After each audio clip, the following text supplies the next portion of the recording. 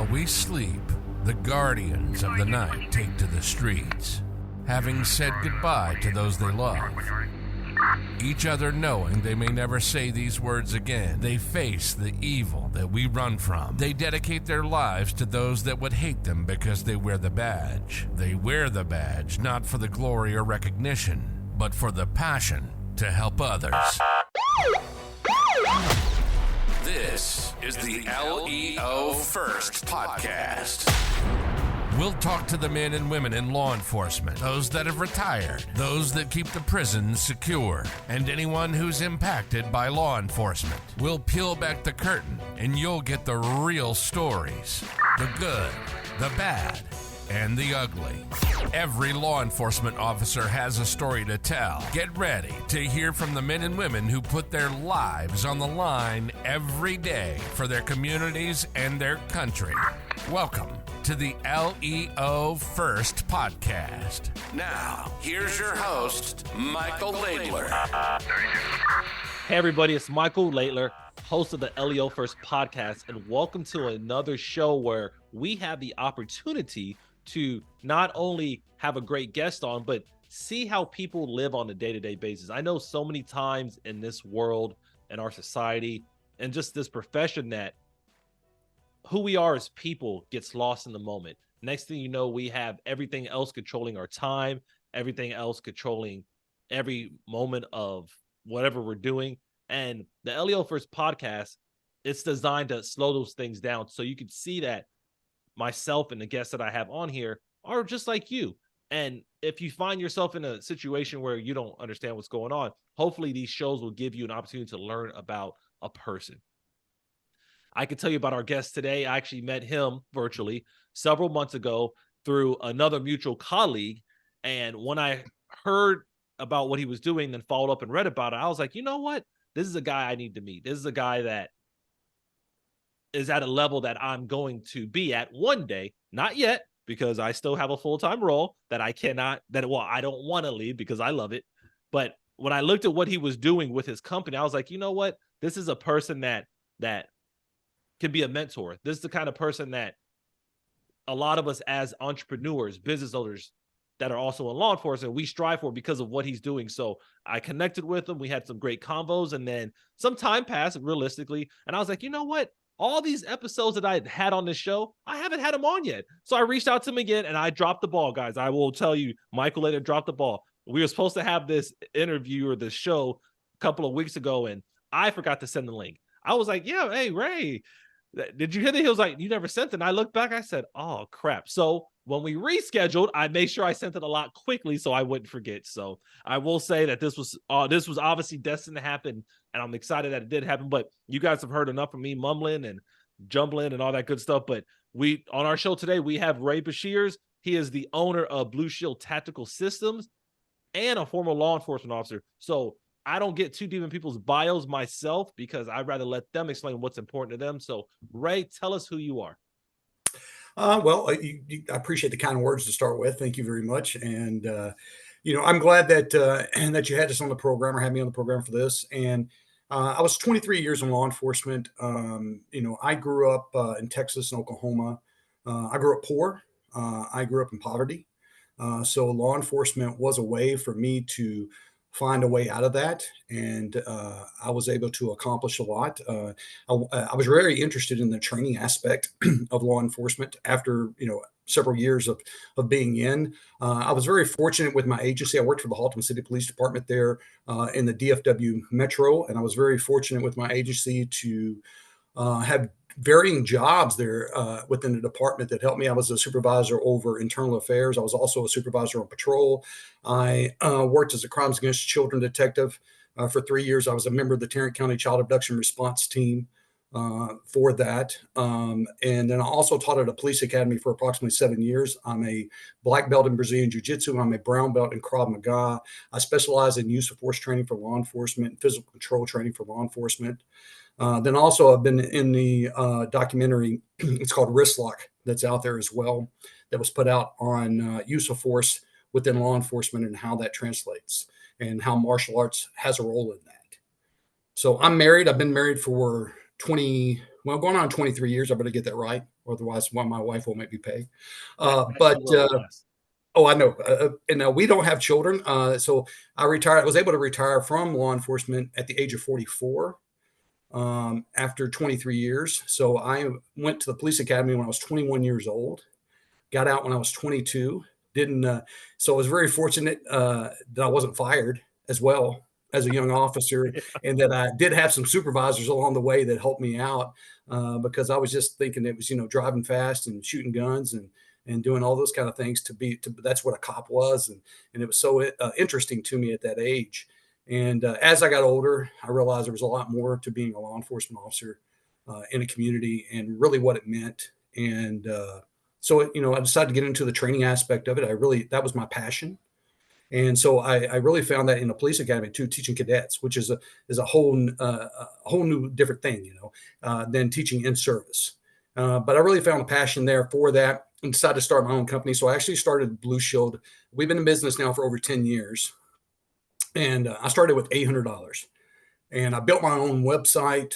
I put everything together myself. And then I realized, this is not enough. And so all the money I was making from starting a business, which wasn't much, and we discussed that earlier on, that, being at a level that you can maintain your full-time job and still, work your company. And that's what I was doing to start with. But eventually it got to where it forced me out of law enforcement as far as working for an agency. But it was the right decision for me. And I've been able to, I think, contribute so much more. We've been able to contribute so much more because it's not just myself. There's approximately 12 of us that teach with Blue Shield, and I try to keep everyone, and they keep themselves at a high standard as far as what we provide. And if they don't, then they don't teach with me. They don't teach with the company, and it's that simple. If we're not all moving, it's like, I always look at it like a dog sled, right? If not every dog's pulling their weight in that sled, then we're not going to get where we're going. And so it's the same thing with agencies and the same thing with companies. If everyone's not on the same team and everyone's not going the same direction, then it's going to be difficult for us as a whole. So, yeah. It's well, you said a lot of different things. I'm going to touch on probably all of them if I can. Sure. No problem. Towards the end, as you started to talk about your company, one thing that, and you and I talked about it, you gave a great example of it when we talked a couple of months ago. You talked about the quality control of instructors.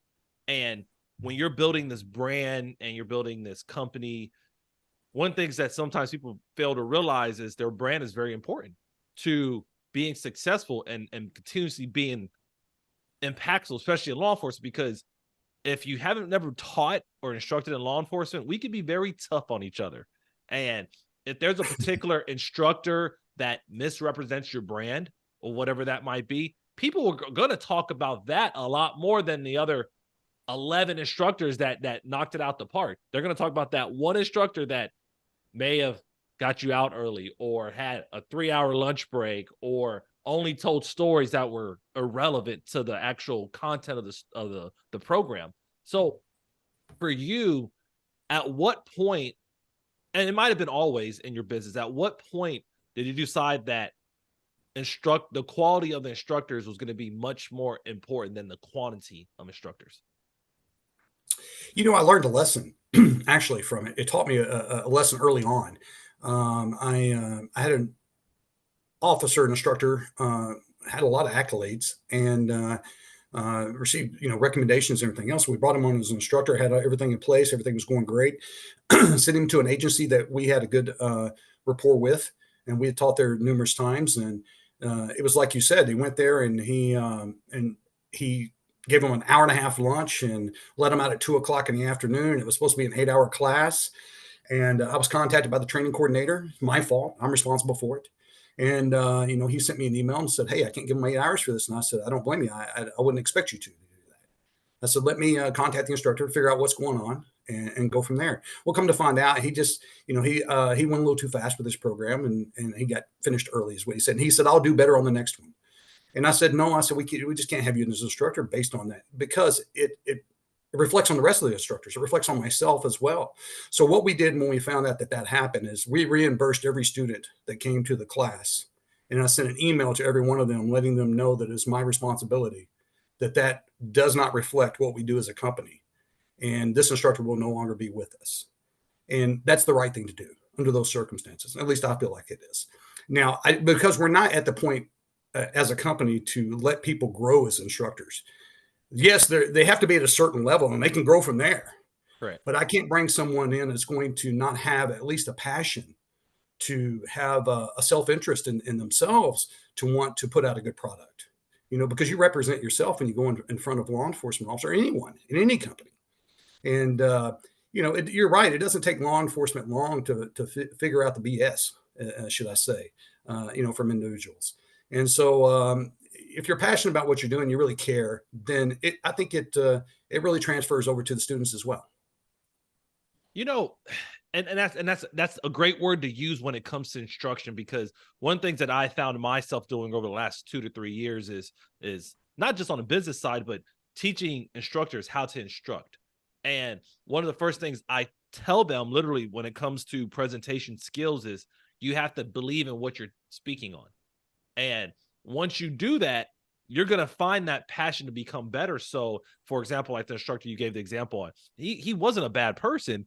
However, somewhere down the line, he lost that passion, or he lost that motivation, that dedication, whatever word you want to use, to realize that, hey, first off, if you run out of time, you got to get creative. Like, you got to say, well, I know I have 2 hours left. You better put them on a 10-minute break and create an activity. You better find something to do. But that also comes with experience as being an instructor too, because I know, Ray, if you're like me, sometimes we may have run out of things to say, or we may have forgot to hit a point.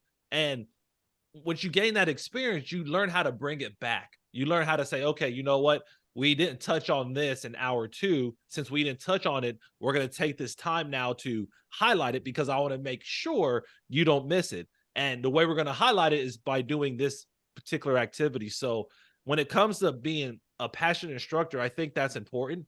Having a belief in what you're saying, and it really helps with quality control. Well, it's also just saying that, I made a mistake, guys, and that's the other thing too. There's nothing wrong. I tell them, I teach instructors all the time, and I tell them there's nothing wrong with saying I made a mistake, because you're a human being. They're human beings. We're all going to make those mistakes in class. We're all going to make those mistakes in our program. That's why it's like I use the training manuals. I wrote the training manuals for the classes I teach, but I still bring the training manual with me, and I use it as a guide, because if I don't, I'm going to forget. I'm at the point in my life, I go downstairs and go into the pantry to get something and forget why I went into the pantry to get it. And then I come back upstairs. My wife says, well, weren't you supposed to go down and get that out of, didn't I ask you to get me that? And I was like, I forgot, so if I can forget that quickly, just walking into a pantry, then it's easy for me to forget a topic or something I'm supposed to, a bullet point that I'm supposed to touch on in that program. So if you do, it's just, just saying, hey, you know what, I made a mistake. And it allows those students to realize, what, we can speak up in class too. We can make a mistake.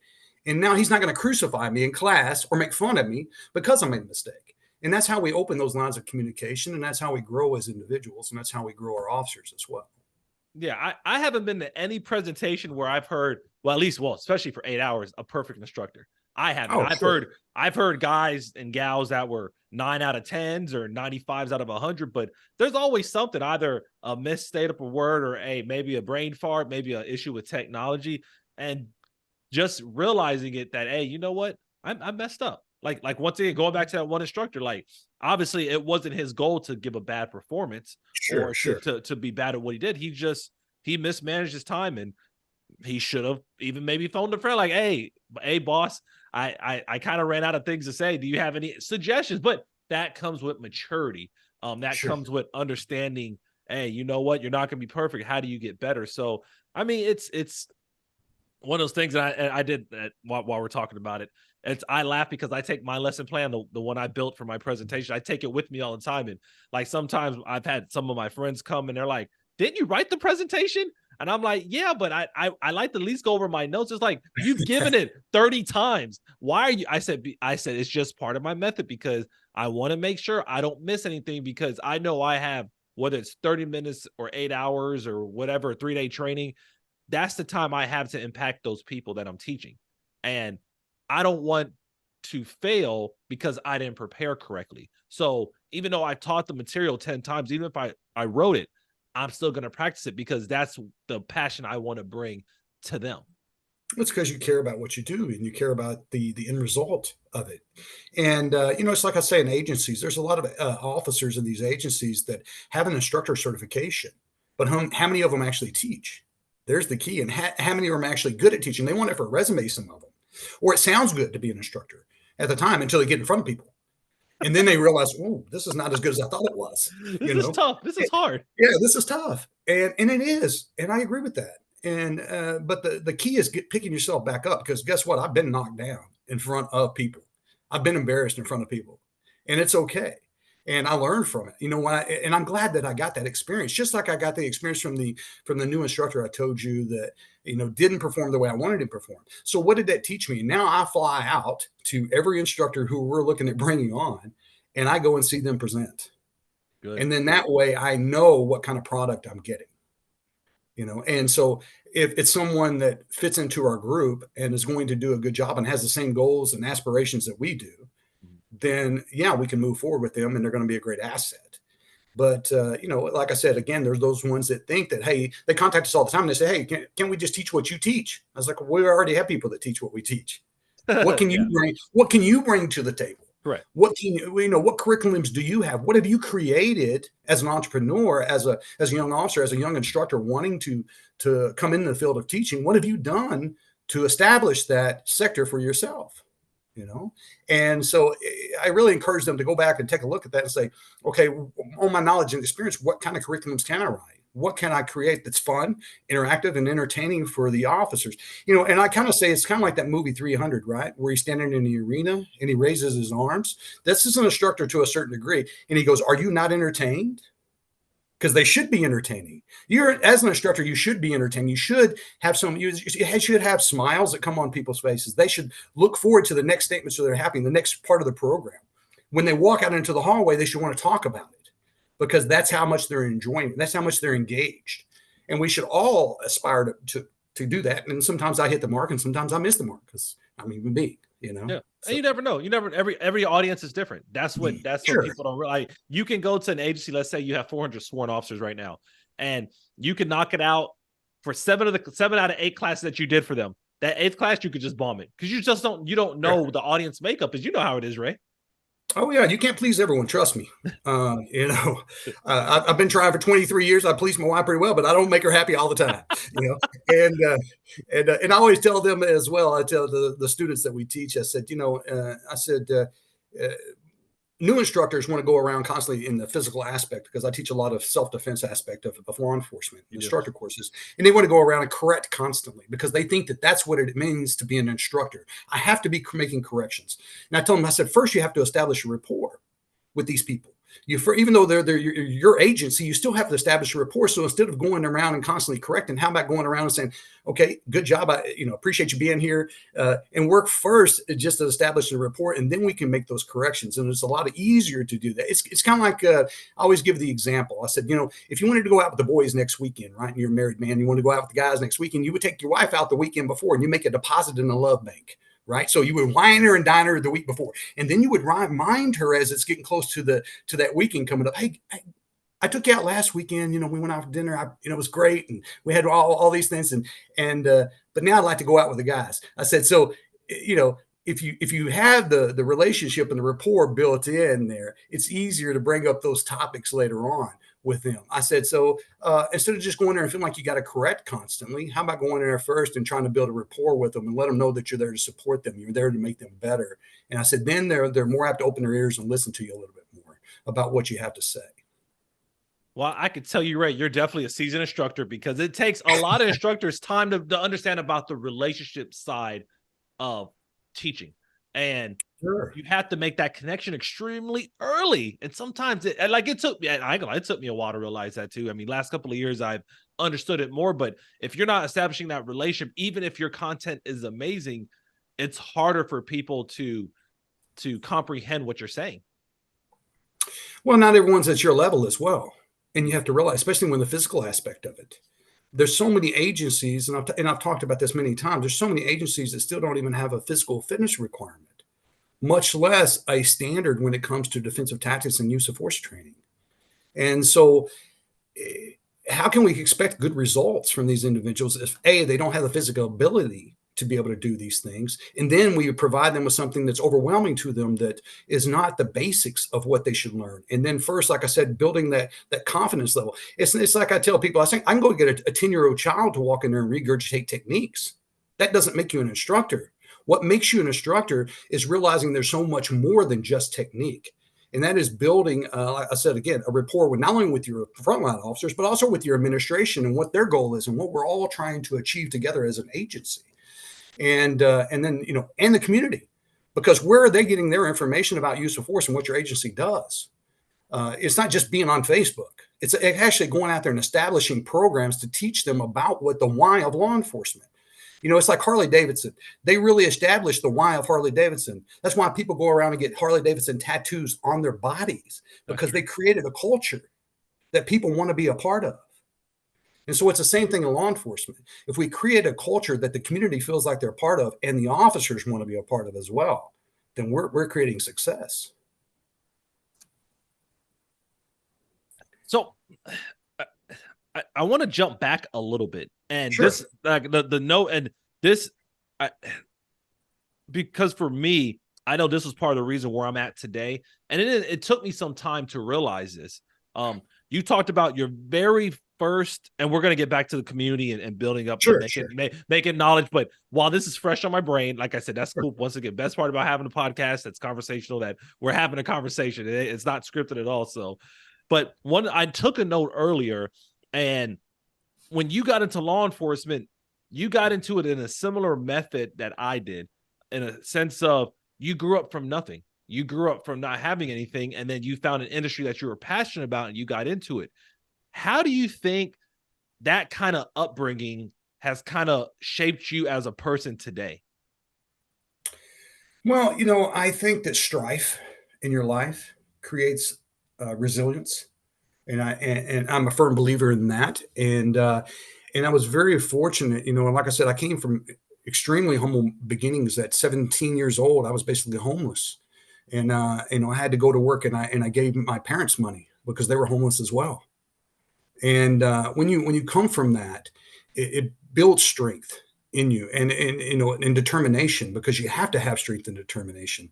And so I was very fortunate that I had a couple of guys that was in law enforcement that I met as friends, and they introduced me to that because I didn't know what I wanted to do. I didn't know what I wanted to be. When you're 17, 18 years old, 19 years old, man, you don't know what you want to do. No. You don't know what you really want to be. You don't even know about life yet. You're just trying to figure everything out to hopefully I just, I don't embarrass myself and embarrass my family. And, you're just trying to figure out what direction to go. And for me, I didn't want to do the same thing every day. I didn't want to go to a job where it was monotonous and it was the same thing. And I didn't have the education level either. I didn't have a degree, so I didn't know, hey, what is out there for me? When I found law enforcement, and especially now, you look at what law enforcement's paying and what some of these larger cities are putting out there. It's really a great career, and it's a great opportunity for so many of these young people that may be fresh out of college, fresh out of the military.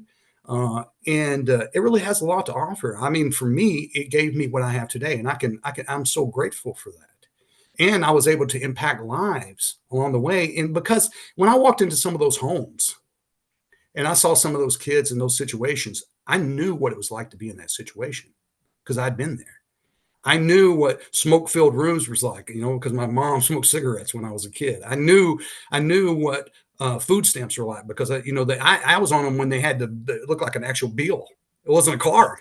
You had to go into the store and hand it to a clerk, and say. And I was embarrassed about it as a child, and I had to hand it to a clerk and say, here's I want to get some candy or whatever it may be. So it really shaped me into that. So I can have a lot of resentment for it. I don't. Because it really shaped me into the person that I am today. And maybe if I didn't have that in my life, maybe I wouldn't be where I'm at today. I don't know. I don't know the answer to that. When it came to my own self-awareness studying it, I just started actually, I'll be quite honest. I just started actually realizing this about the last year or so. I used to always look at my self-awareness issues and some things that I face when I put the uniform on. So, even my book, Greatness Beyond the Badge, most of it starts off as me being a police officer. But as I dove into my own life a little bit more, what I started to realize that before I even put the uniform on, I was already going through trauma. Just like you, being 17 and homeless isn't something, it's not what an average person goes through. It's not what people are designed to handle. And the fact that you were working and then giving your parents money, I mean, that's not, to me, that's not what we're designed to do naturally. No, we're not designed to raise our parents when we're Sure. a teenager. And that's what you were doing. So at an early age, which obviously you may or may not have realized it back then, but you were actually going through traumatic events that were starting to shape you into obviously who you are today. But for me, that's what I try to go back, and I don't harp on those times like you said. I don't maintain resentment based on things that I've gone through, but I do recognize some of the things that have happened to me. So when I'm dealing with other people, I have that level of empathy. Like you're talking about going to smoke-filled rooms or dealing with food stamps. I mean, that's things that if you haven't gone through it, I'm not saying my son won't ever go through it, and I don't want any of my family to, but it's something that you don't look past because you know what that feeling you had back when you did go through it. So for you, as you have grown continuously, do you see that as, or could you see that as kind of like a point that may be beneficial for other maybe officers to know, like, hey, if you had a bad background, it's okay, grow from it? Sure. Yeah. There's a lot of kids out there that could have they hadn't been in trouble. And I was very fortunate I wasn't in trouble as a kid, even though we were poor. But they're living in those poor neighborhoods that are looking for an opportunity. And going into law enforcement really provides them with the benefit of helping their local communities and growing a career at the same time and feeling confident and great about themselves. That's the good thing about it. You get to look in the mirror. You get to put that badge on. You get to put that uniform on that looks sharp, and people respect you. And you walk out there and you realize, you know what, I can make a difference. And when people come up and they say, thank you for what you did, I mean, that's worth it. That's what did it for me. It's not the certificates I got. It's when I realized that little child, that especially when I worked crimes against children, I made a difference in their lives. Then that was the turning points for me. And I was very lucky that I had several of them in my career. But yeah, those kids out there that are looking for an opportunity, law enforcement can offer that to you, and I would really recommend taking a strong look. Don't let the media influence your decision. Don't let social media influence your decision. Look at what's best for me. Hey, go for a ride along. That's what I always recommend. Go out there and talk to the officers that are working at the department, saying, "Hey, how are you liking this career? Is this something that you think is beneficial?" And it might be eye opening for you. At the same time, you might realize you'll have a lot of fun too as a law enforcement officer, because you never know what you're going into. And I really like You're right. Hey, Ray, I tell people all the time, I was like, I've had people on the show talking about some of the things that they experienced. I had one guest, I'd have to look back at my notes, that I think her first night, she saw a double homicide.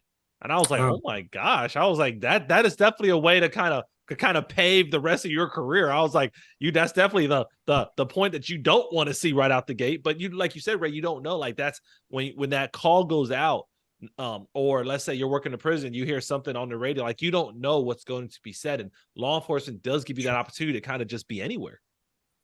Yeah. And one of the things I struggled with, a year or two after retirement, when we're talking about these things and building yourself and how it affects you, is they really don't give you a blueprint for when you retire.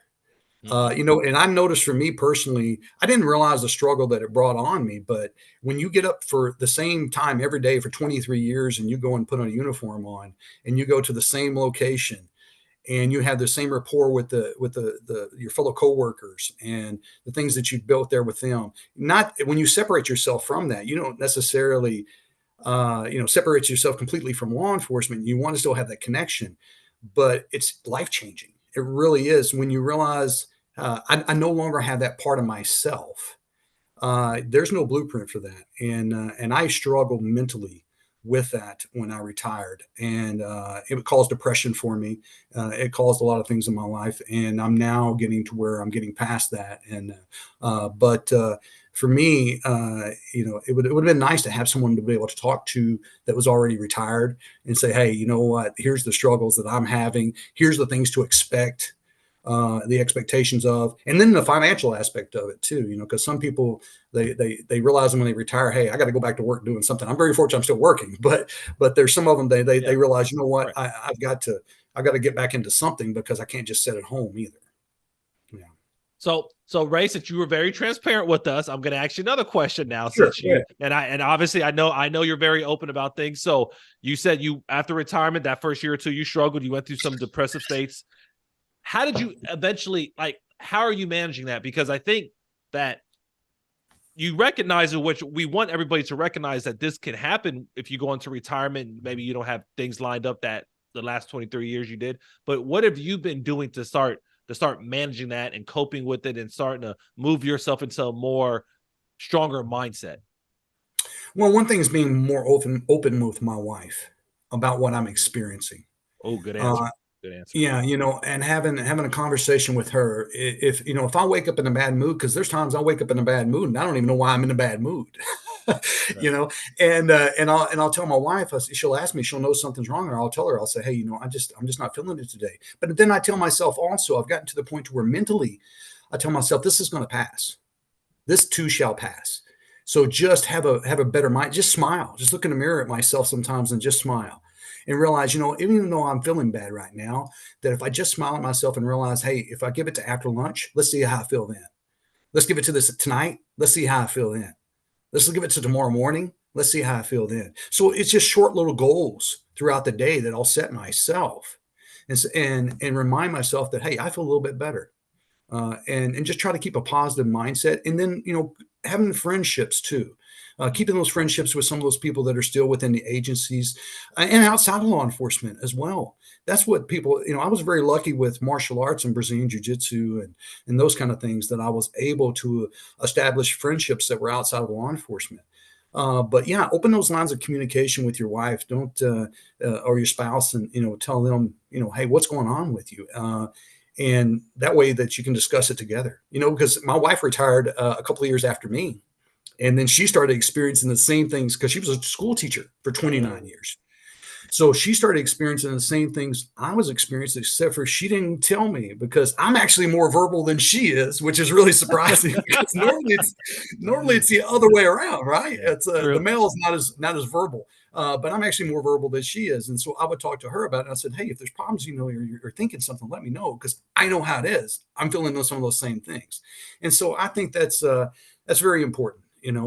It's like I tell the new officers sometimes, and I tell this to new people or young people in general. I say, anytime you're looking for a partner in life, look for someone who's on the same playing field as you. I said, has the same goals and aspirations, has a career, has something that they're working toward, has a retirement. Because that's why some of those young officers, and unfortunately in our line of work, we have a high divorce rate. And some of those officers, if they don't marry someone that's on the same playing field, may end up after a 25-year career now having to go and work again because half of their retirement is now gone to someone else. And we have to look at that anytime we're establishing these things, But yeah, good relationships and being able to open those lines of communication, I think, is the key to it. And it's crazy because back when, you started sometime before I did.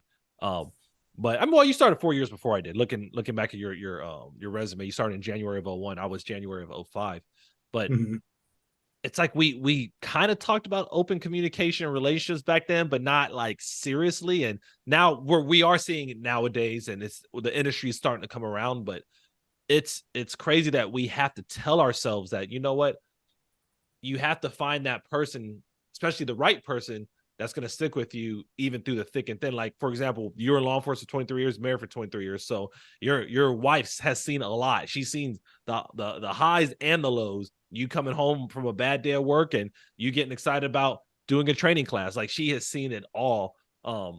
And you have to have that person that's on the same page. So was there any point that you found that it was extremely important to know that, or did it just hit you? Was it just over time, or was there like a moment where you're like, you know what, I really need to be talking to my wife more consistently? I think, well, with age comes wisdom sometimes, right? and I think that I just realized over time, especially like I said, when you're at home now 24/7, because I work from my home as well, and my wife works with me now. So we both work together all day long, and so it's easy to get on each other's nerves. It's easy to have an issue there. You could take two best friends, which my wife is my best friend, but you could take two best friends and put them in a room together, and they're going to argue eventually. They're going to have some disagreements about something. So it's just how we disagree. There's the key. It's how you argue with anyone. And, I haven't always been good about controlling my emotions. And sometimes I've struggled with that. And, but I've gotten better and better at it. And it's the same thing with my wife. I don't like going back later and apologizing for my tone or those kind of things. So I've gotten better at trying to lower that down when I'm speaking to her about something that I'm not happy with. But yeah, it just comes with wisdom. And plus my father told me too, he gave me a lot of wisdom as well, because he was married. My mother and my father were married, I think about 60 years, so quite a long time. So he gave me some pointers. Yeah, he gave me some pointers. Yeah, he gave me some pointers along, and they had problems in their marriage too, but he gave me some pointers along the way. And I think, anytime that you're struggling like that, speak to someone who's been in there, been in the game for a while, been in the marriage for a while, and they can probably tell you something that's going to benefit you.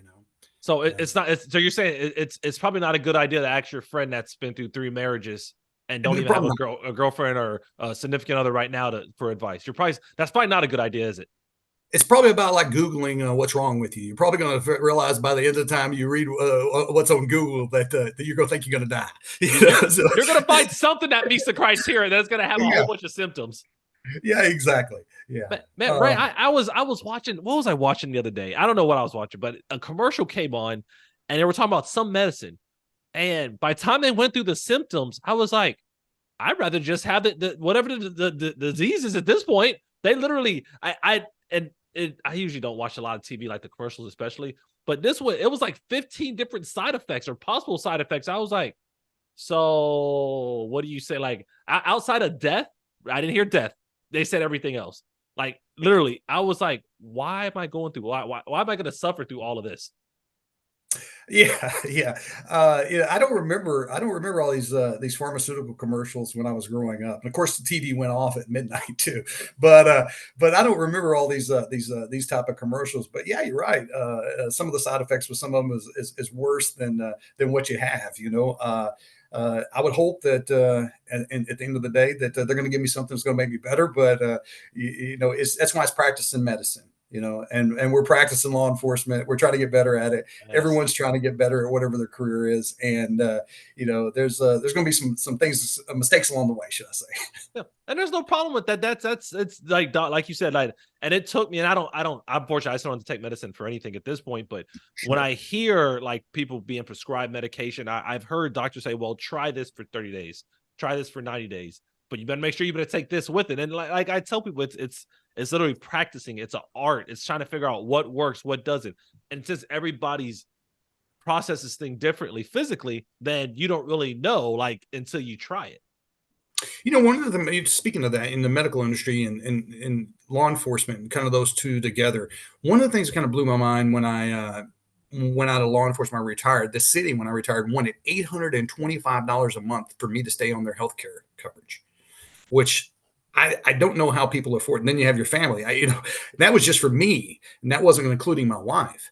And so I just, what I have discovered too, sometimes it's just better to go in and pay the cash price. So now I just always ask them. I remember, for example, my wife needed an MRI, and they said through insurance, it was $1,200 out of pocket on our end.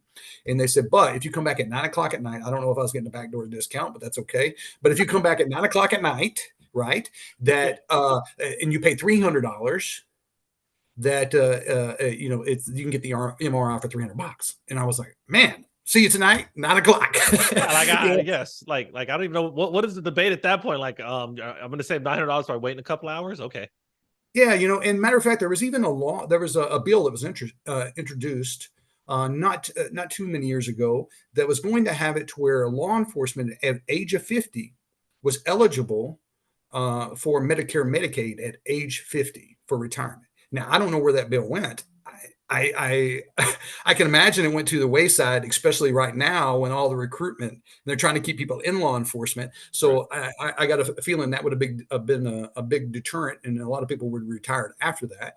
But things like that, I think, are useful to law enforcement, and I hope that some of our politicians would bring that back up eventually for some of our law enforcement officers and military personnel, obviously. But they have TRICARE, so. But it's crazy, and that's some things that people don't realize, especially when you're younger, or maybe you're not experience any health ailments to maybe you're out of law enforcement, that healthcare matters. Healthcare is Oh very yeah, important to understand. And that's why I tell people. People were like, well, I like some people like, hey, I'm going to be an entrepreneur. And they say, well, why are you still in law enforcement? I said, well, I hate to tell you, but in law enforcement, when you're actively in it, at least most agencies and organizations, your health care is going to be very well. Now, the pay may sure. not be there as if you're in the private sector, but if you go see a doctor, if you're on some kind of government type of insurance plan, your copay is going to be $300 versus $1,200. I mean, and that's what Right. people don't understand, and that's important, like you said, especially when you have a family, to look at all those numbers. But I tell you this, and we're talking about paying law enforcement right now. I think it's better than it's ever been. I agree. Uh, and now some of that money is coming from other areas of the city, and from training, and I'd hate to see that, but it is better than it has ever been. And now, I see people all the time. They're commenting on social media, and they're saying, "Well, what departments are hiring?" I said, "What departments are not hiring?" There's the issue. I mean, you could go to almost any agency you wanted to now. And now I don't know how some of these smaller agencies are going to be able to compete with some of the sign-on bonuses that are being offered by some of the larger agencies, those kind of things, moving expenses, and Texas DPS. And I'm out of Texas as well, in Fort Worth, but Texas DPS now, it's not uncommon to make over $100,000 a year No, working it is. for Texas DPS. Right. And then if you add in off-duty jobs and those kind of things, it's just so much to look forward to right now in law enforcement. And someone who was looking coming straight out of college, man, that it really could open a lot of avenues for them right now, especially if they got in at this point, to be able to promote up the chain of command, to become a detective, do who knows what within the agency. And there's just a lot of opportunity, I think, for a lot of people. So I really hope that our youth, because we need them, will move into law enforcement and criminal justice. And I really want to see that, because we're going to have a breakdown of our society if we don't have our youth really wanting to make a difference in coming into this career field. Ray, you are 100% right about that. And what I will say, and what I'm learning, and obviously studying just management, leadership, organizational leadership, whatever you want to call it, is where smaller agencies are going to win. They're going to win based on their culture. You're right. Because they cannot compete financially. Let's call it what it is. Let's say, for example, Dallas PD versus Tomball Police Department. Like you're going from a couple of thousand sworn to maybe 6. So the way you're going to keep officers in your organization is by creating that culture to where they want to stay there. Because is it worth them making an extra 10 to 15 grand if they're going to hate their supervisor or the people they work for, or stay where they're at and love what they do? So, and I know those are things that I know you bring up more than likely throughout your presentations, is the reason why we do all this training is because we want people to understand how much we appreciate them, because Sure. we could easily assume that they know everything. For example, like even the training that you offer from Blue Shield is you're offering things to help people advance themselves. For example, the de-escalation training you guys offer, that's to help people get better at their job. You don't have to offer that. You could just say, you know what, get your 40 hours of in-service every year, doing your driving, shooting, report writing, and maybe do 1 or 2 scenarios and get back on the streets. But there is a place for a company or smaller agencies to kind of steal those officers that might be going or looking for incentives. It's like, well, you can go make 10 to 15 more grand there, or I can build you up here and make you a better person. And I think that's the challenge, because it's not for example, your de-escalation training, you're not going to usually see immediate results. You're not going to say, well, I learned how to de-escalate on Tuesday. On Wednesday, I'm going to de-escalate 80 people. It's not going to usually be that captivating. But over time, when it comes to the measure, like, okay, over the last year since I've been through Blue Shield de-escalation, I've been able to avoid this, which ultimately led to no litigation there, no lawsuit there, no bad use of force. So we have to get to that culture side of slowly building the people that we already have in our organization. Because for me, I think it's more important to retain versus recruit. Only reason is because your people are already there. They're already signed up to be with you. They already know your values. Keep building them up and growing them from the ground up and allow them to go through their ranks internally.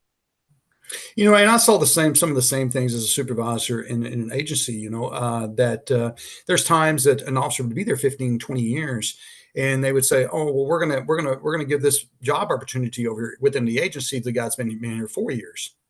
And I said, well, I understand that there's nothing wrong with that. The guy that's been here 4 years is a go-getter. And I understand that. And I agree with you that they are. But the guy that's been here 20 years was also a go-getter at 4 years in. But now you've burned him out. You have him on patrol for 20 years, and now he doesn't feel like he has any other opportunities. And then now he's getting bored with the job itself. So if you give him an opportunity, him or her, to move into those spots, then maybe you'll revitalize that officer and get them back interested in law enforcement, because you can have a change of career even within your own agency by just moving to a different position. I noticed that, and that's why I was very fortunate. I was able to be a detective for 3 years. I worked in crimes against children. I was a supervisor over internal affairs. I did patrol. So I got to rotate into those different positions, and it really made a difference in my life and my longevity of my career as well. Yeah, and it's crazy when you say it like that. Like, it's hard for, I think sometimes, for people to realize how important it is to build internally. But like you said, you have that 20-year officer where he's just fed up. He's like, I have nothing coming, so I'm just gonna go jump to the next paycheck. Sure. And it's why. And don't get me wrong, I'm not saying that agency didn't offer anything, but more than likely they probably didn't. I mean, realistically, they probably said, well, we give you a check every 2 weeks. You should be happy with that. And some people have that mindset. But Ray, as you know, since everybody's hiring in the country now, you can't have that mindset. I was reading an article. Where was it at? And you may have, somebody shared it. It was an article from Cleveland, Ohio. And this was about 6 to 9 months ago. And they were talking about the difference in sizes in their academy classes. Like, they said, like, maybe 3 or 4 years ago, they were consistently having classes of 50 to 60 people with the wait list. But now, over like the last year or two, they're lucky if they can put 20 people in there. And it's not, and the money's not gone. It's not like they can't hire more, as they're not getting the applicants. So you have to look at what you already have and figure out how to change that narrative of, hey, you know what? At 20 years, I want you to know that I've given you everything we can give you in a good way. We're trying to keep you here, and we're trying to keep you well-rounded. Yeah, and the other thing I'd recommend for those agencies is, the Police Explorer programs, things like that, where you get them in high school, you get them at a young age to where now you can get them interested in law enforcement, or becoming a public service officer. You get an 18-year-old kid who now he goes out and he takes report for cold calls where there's no suspect there, and he learns about what it is to be a law enforcement officer. So by the time he becomes eligible to become a law enforcement officer, now you can easily move him from that position into the ranks by putting him through the academy, or develop him along the way to where now he's really something that you're really is an asset to you. Because if you have a 21-year-old kid on a shift, and I was that 21-year-old kid, you need a lot of supervision. you need a lot of, you need a lot of supervision. And I was that. And it's like I told kids, it's like I tell them when I teach class, I said, how many of you have driven fast to an alarm call over the speed limit and those kind of things? And I said, so you get a couple of them raise their hand up, and I'll raise my hand, and I say, I was that kid. I said, I didn't have a supervisor that would call me in the office and say, listen here, I'm not here to chastise you or anything else. I'm just here to talk with you and let you know that if you get out there and you drive 20 miles an hour over the speed limit to an alarm call and you slam into the side of a family and you kill them, in this environment, they're liable to prosecute you. That's real. So I'm trying to help you in your career and with your family not to have that issue. So if you just listen to me and work with me here, we can move together, and I'm going to grow you into a better officer, and you're going to help me be a better supervisor. How about that? Yeah, keep it simple. I mean, It's a process, but I think that's where programs like yours, programs like mine come in, because we're trying to get people in those conversations more often than waiting till something happens. It's like, hey, let's start mentoring in the academy versus waiting until 10 years when we think they're eligible. Or, you know what, I'm not talking to you, rookie. You're still a rookie for the first 5 years. No, those days are over. Those days are those 10, 15 years ago, because you start doing that now. And that's where you start losing that officer, because that next agency, they're probably going to say, you know what, you're not a rookie. Maybe you're 10th in seniority, although you have 2 years in, versus being 100th in seniority in 2 years. And now you have that person that's being uplifted by that next place. So in your current role, your current agency, you have to look for ways to help people understand their value early versus them getting ready to leave. And now you're trying to pull them back in. Well, I tell you this, for those supervisors that could be listening to the podcast as well, if the last time that you ever had it, when's the last time you told your officers good job? Mm-hmm. Think about that. When was the last time you reckon? It's like I was talking to someone, and they said, well, I asked them, I said, did you say good job to them? And they said, well, all they're doing is coming here, showing up every day on time. They're doing these things. I said, that is a good employee. If they show up on time and they do the things that you want them to do, why wouldn't you recognize that? Why wouldn't you want that behavior to be repeated? Yes. It's not difficult to figure out. So the mentality of the hazing that goes on in some agencies is a thing of the past. You're not going to retain your personnel. You're not going to keep them there, and they're not going to be happy to be in that profession because of the interaction they're having with their supervisors or even their fellow officers. And it goes back to culture. What are we wanting to set? What kind of standard are we wanting to set? I recently watched and I'm going to pick on him a little bit, an officer out of California, and he was talking to some protesters, and he pulls up his phone and he starts playing Taylor Swift on his phone as they're recording him so that they don't put it on YouTube. And I said, well, what kind of message does that send? How about we have some dialogue? How about we have some conversation, even if we don't agree? How about we talk to them instead of doing something like that? Because it puts a bad taste in people's mouths, and they look at you and they go, yeah, look at that. That's the kind of behavior I'm talking about. That's not what they want. They want you to open up those lines of communication with them. And at the end of the day, you still may disagree, and it's okay. That's why we're all Americans. Most people, even when they seem like they're upset or they truly just want to be heard. And they want you to have some kind of two-way communication with them. Even though it doesn't seem that way, I can tell you, and Ray, I know you're in the same boat. We've talked to a lot of different groups of people, especially in training environments, and you hear all over the country what people are going through. It's not just a Dallas-Fort Worth or a Beaumont or a Miami, Florida. People have things going on all around them, and 9 times out of 10, if you open that line of communication, like you're saying, Ray, like, hey, tell me what's going on. There are a lot of times they're just going to say it and just leave it alone because they already got it off their chest. Just like us as people, like we like to explain what we have going on. And a lot of times once we say it, all the energy we had up here, we say it and we're like, okay, like in your marriage, I mean, you've learned that, hey, sometimes y'all got to work through things. And once you work through them, you're like, okay, let's forget about it and keep moving on. Because if you don't, then the hostility builds up and you got that pressure that shouldn't be there when all you had to do is say, tell me what's going on, or how can I help you? And that deflates a lot of situations. Yeah, if you care about your marriage, and most of these officers, they care about their marriage, they care about their interaction with their spouse. Why wouldn't they have that same care and that same passion about having that interaction with that officer? I remember I had a time, and I'm not perfect by any means, and trust me, my wife will tell you that one as well. but I remember I was speaking to an officer, and I told him afterwards the particular thing that we were talking about. As a supervisor, I was speaking with him, and I called him up later, and I said, you know what? I said, I wanted to apologize.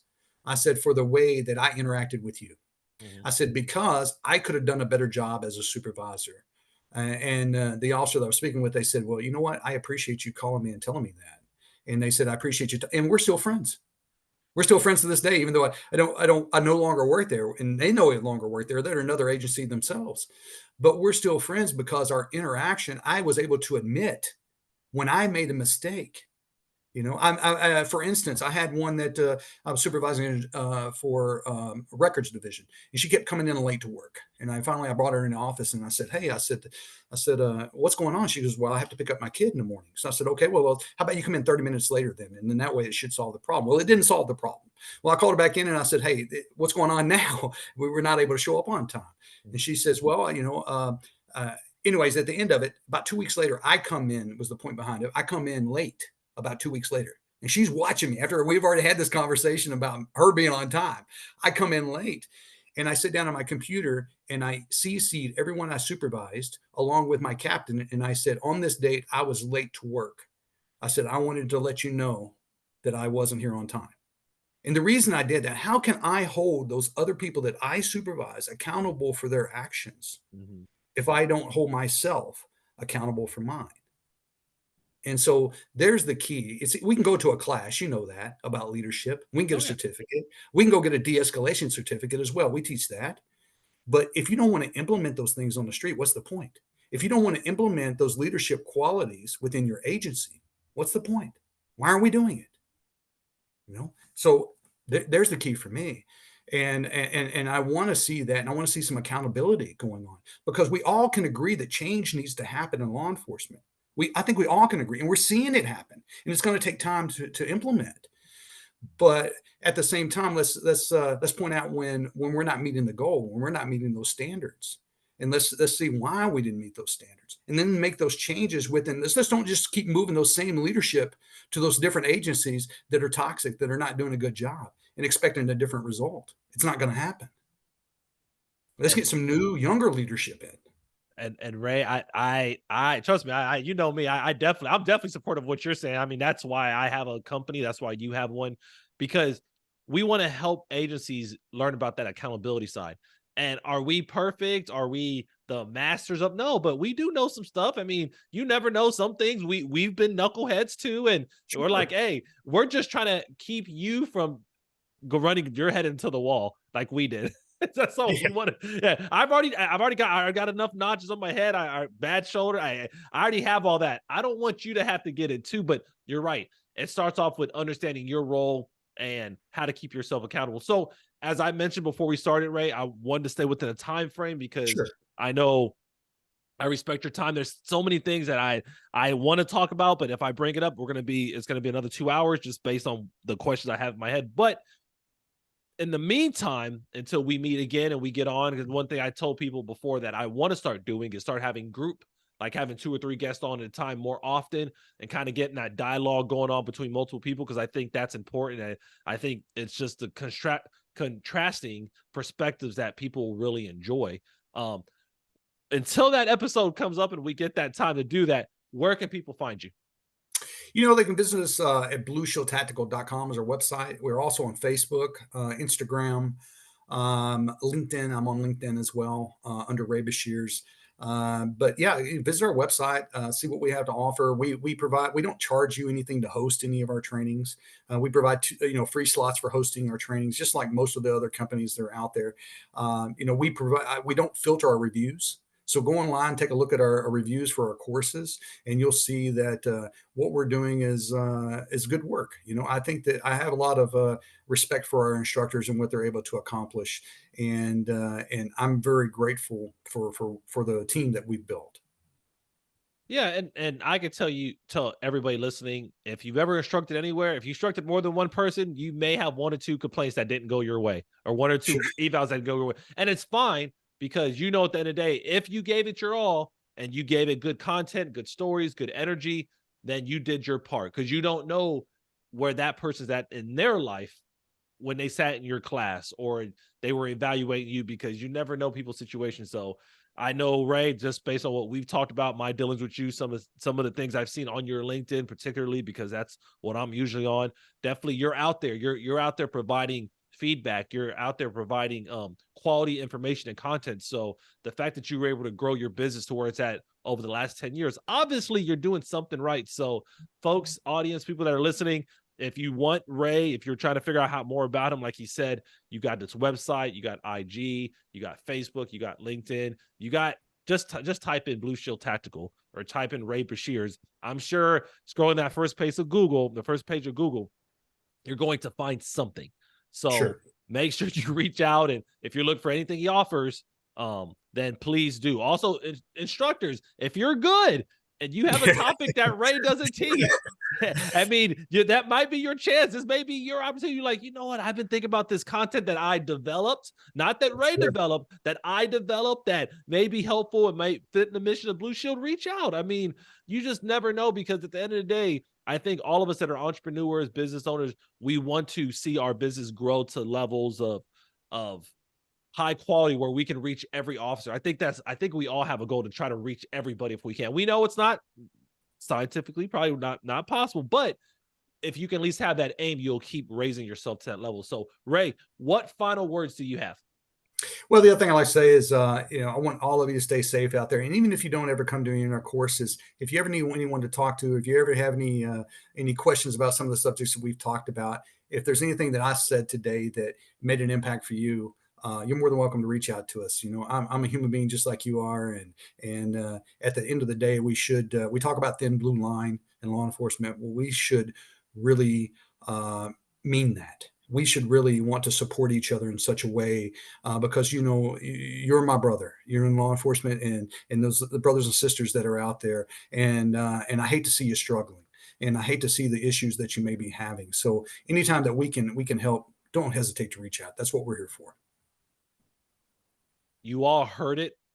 Make sure if you have anything, you need anything, you're just curious, maybe you want to question him. I'm sure Ray has no problem getting into a debate with you about anything he talked about, because when you're passionate about what you do, you have no problem talking about it to anybody. And if you do feel that way, reach out. He's an open door, guys. Hey, because at the end of the day, we want you to learn. He wants you to learn. We want to make sure that you don't go assuming something and then making a bad decision when you could have just asked the question and got the answer. Don't put words in our mouth. Ask the question and we can directly give you an answer, and raise that guy that will be more than happy to provide you with the answer based on his experiences and his knowledge. I mean, that's all you can ask for out of a person. Ray will fit that. So thank you all for listening. Thank you all for watching. As usual, as always, I want y'all to stay safe. I want y'all to be fulfilled. I want you to look at your life as another amazing opportunity that you just got this chance to wake up and be on this earth. So if you need anything, reach out. If not, then just keep doing what you're doing to stay positive. Thank you all. Have a great night, great day, whatever time you listen to, and we'll get you on the next show. You've been listening to the LEO First Podcast. Michael has been in law enforcement since 2005. He's worked for 3 law enforcement agencies in 3 different states. He's a professional speaker who travels the country teaching about leadership development and self-awareness. And he's the author of a book called Greatness Beyond the Badge: The 3 Key Principles for Self-Awareness. It's Michael's passion to bring law enforcement members' stories to the front, so you get the real and raw take. We hope you've enjoyed the show. Make sure to like, rate, and review. And we'll be back soon. But in the meantime, hook up with Michael on YouTube, Instagram, and LinkedIn at Michael Laidler, on Twitter at Michael A. Laidler, on Facebook at Michael Laidler Leadership. Send an email to michael@michaelalaidler.com and hit the website at michaelalaidler.com. See you next time on the LEO First Podcast.